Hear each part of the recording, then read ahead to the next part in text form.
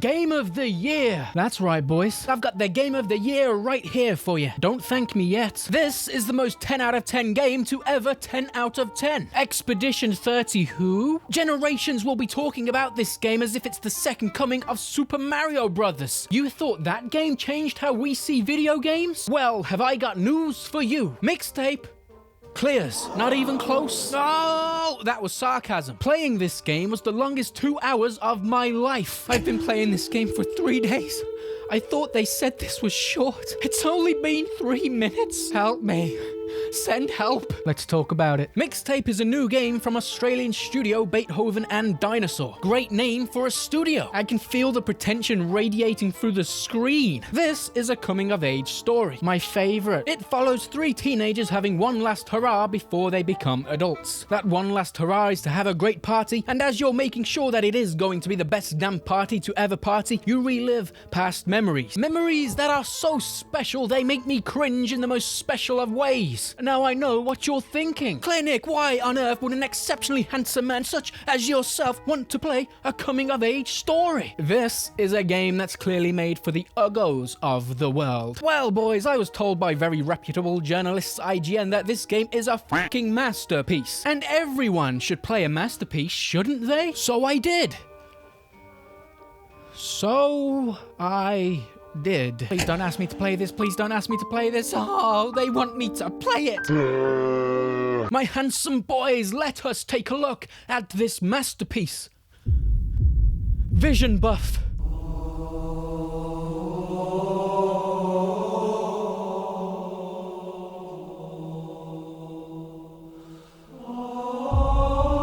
Are you ready? You better be. I didn't play this game for nothing. Sit down. Visually, it's...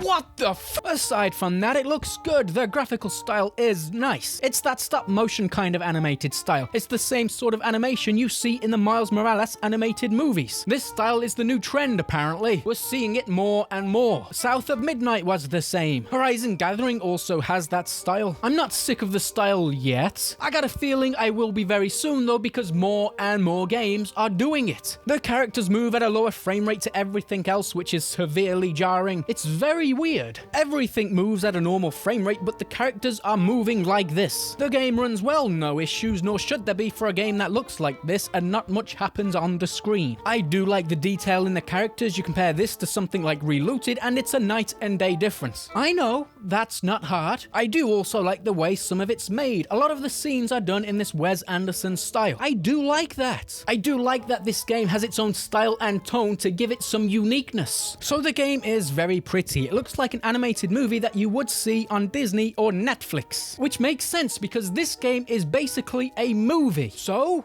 gameplay. What gameplay? Can anyone find the gameplay? You know what? I'll just put the controller down. I'll pick it back up when I have to press something.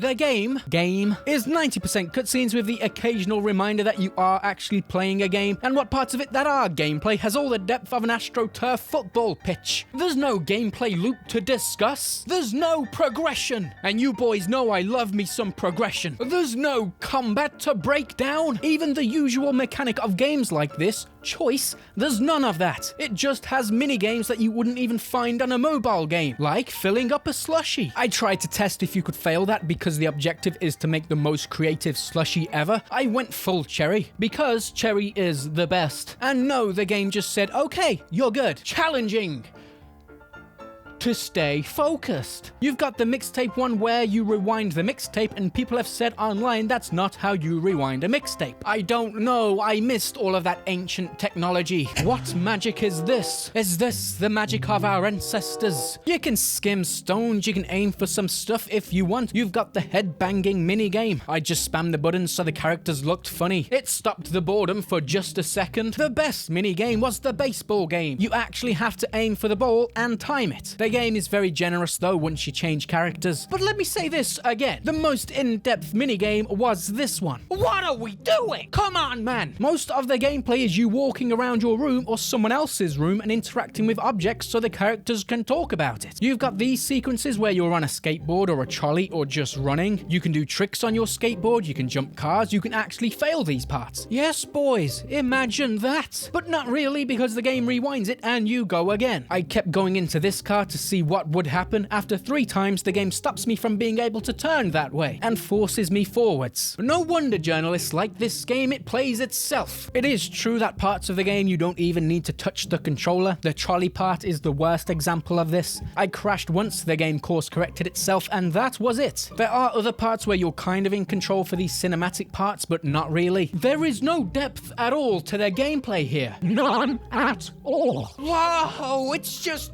boring.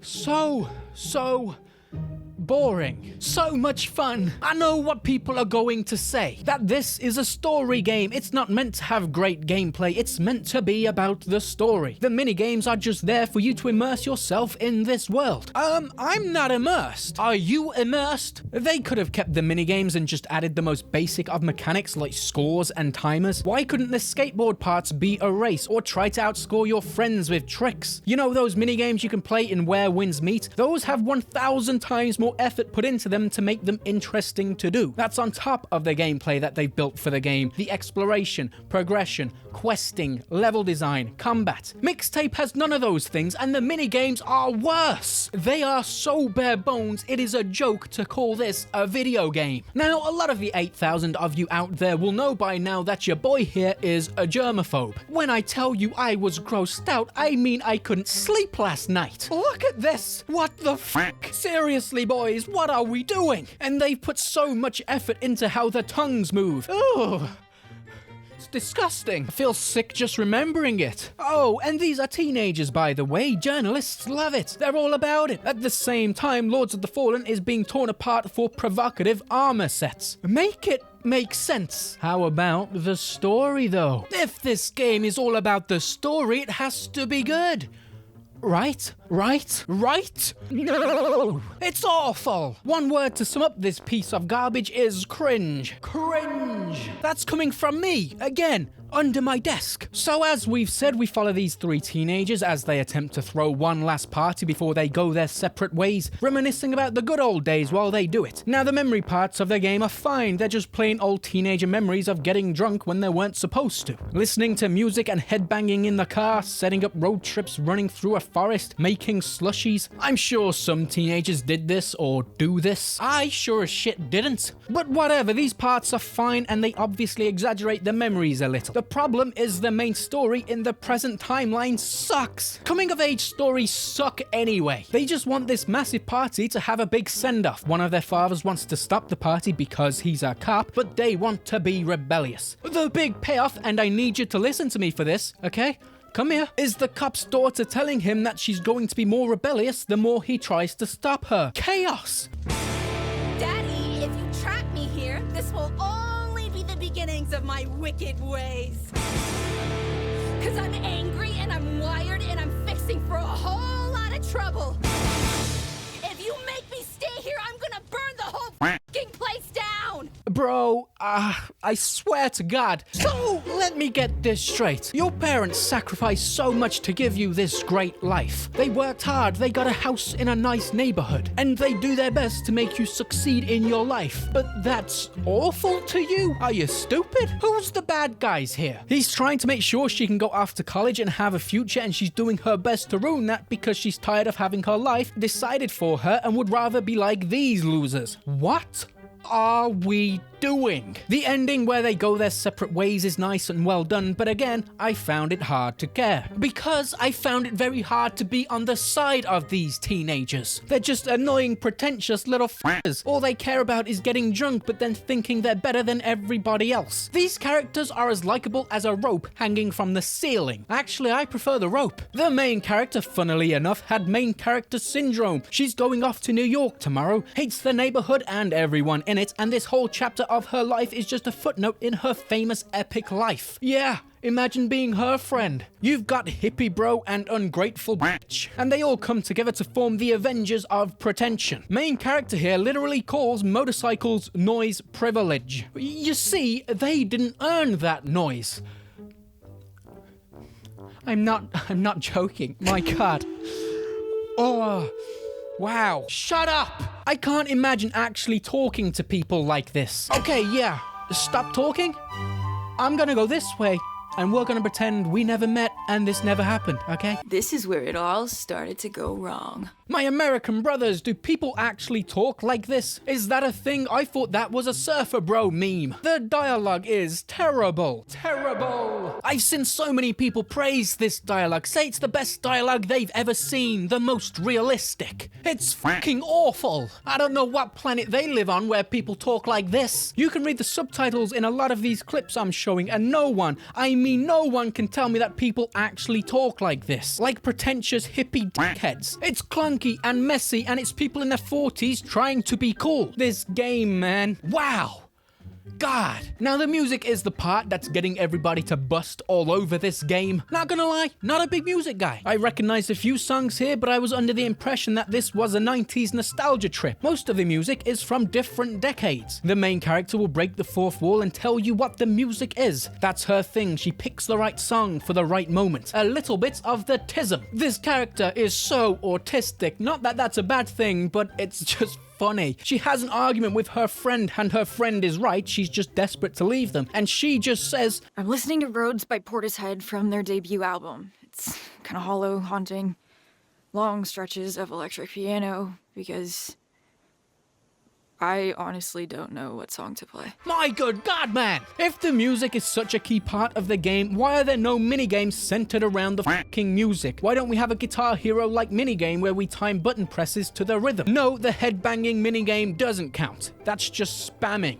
There's nothing! This game is so frustrating. So, what's the score? What is this game worth? IGN gave it a 10. From me, boys, it's getting a $7 out of 50. And that's only if you like movie games. Otherwise, I'd tell you it's not worth anything. Actually, you could watch this on YouTube and miss nothing because the gameplay is so non-existent. I was promised a masterpiece, and it's not. It's not a masterpiece in gameplay, not a masterpiece in story, and its music that everyone loves so much isn't even its own, which is why this game is causing such a storm. There is no way in 14th century England that this game can be rated a 10 out of 10 or a 9 out of 10. If that's a 10, we need to reevaluate what gaming is, because gaming as I know it, this ain't it. Expedition 33 got a 9 out of 10 from IGN. Different reviewers, whatever. The point is, if the best game to come out in the last 5 years only gets a 9, how the hell does this come out as a 10? A 10! A masterpiece!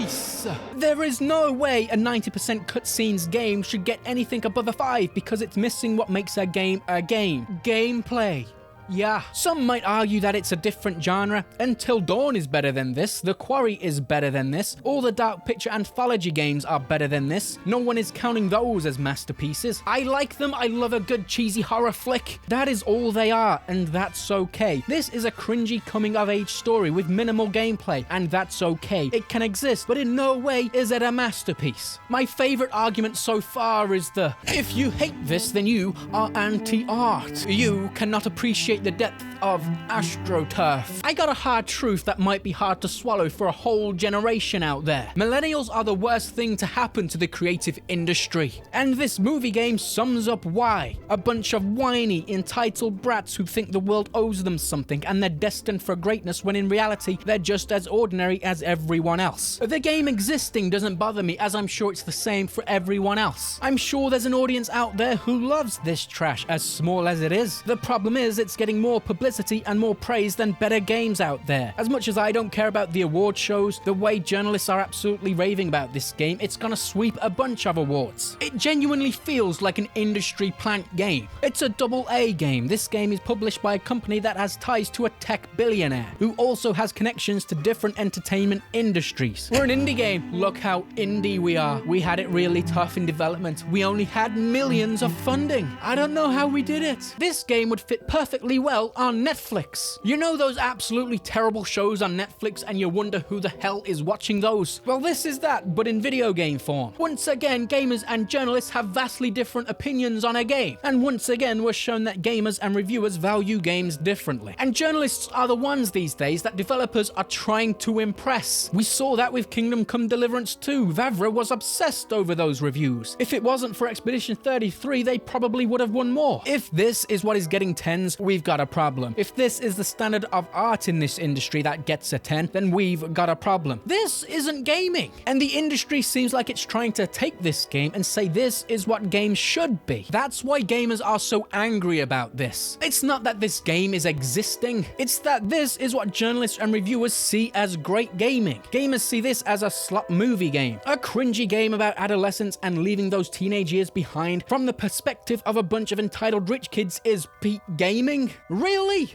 King, really? It's 90s nostalgia bait their game, that's why people like it. Dangle those member berries in front of them and they eat it up. There might be some cultural differences here that I just don't get, like being 18 and not being able to buy alcohol. Still wild to me that you can drive at 16 but can't drink until you're 21. Insane! The state of journalism. That's it from me, boys. I know I'm late, I'm always late with these kind of things. It takes a while to edit and film and also my job on top of it. I appreciate you watching though.